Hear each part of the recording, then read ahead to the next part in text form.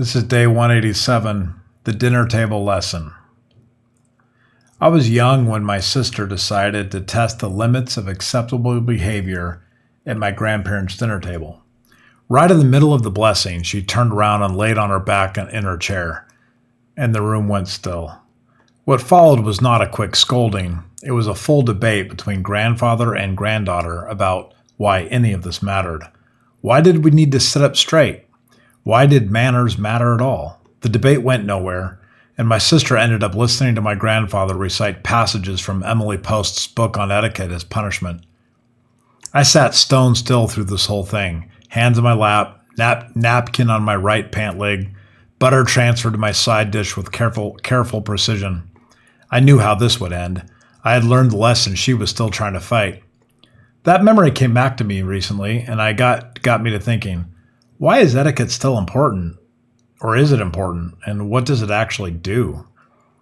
What etiquette really is.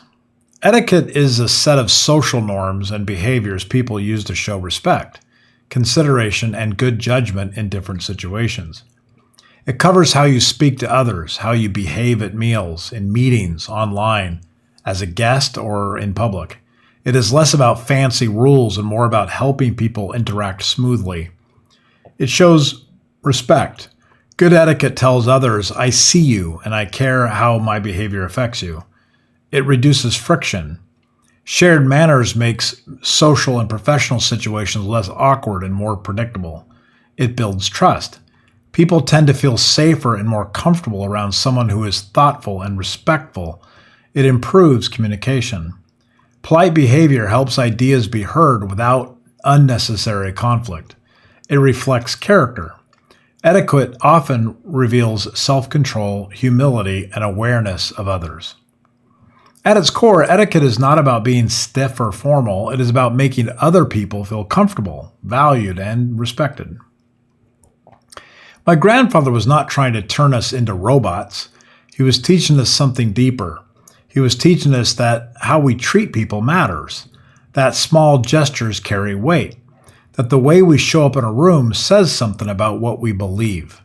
Civility and courtesy are vital in our interactions with others, regardless of the broader tensions that might surround us. On a personal level, human connections tell a different story than the noise we see everywhere else. When individuals share a space, the dynamic shifts.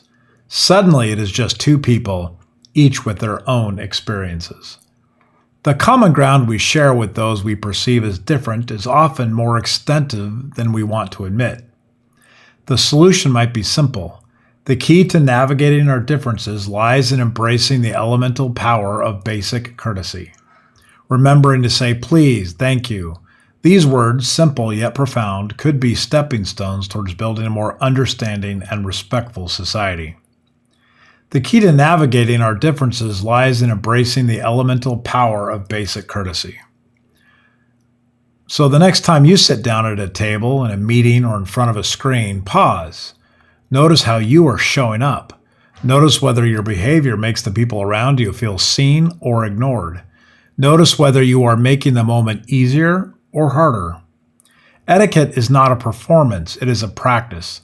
It is the discipline of treating people like they matter, even when no one is watching, especially when no one is watching.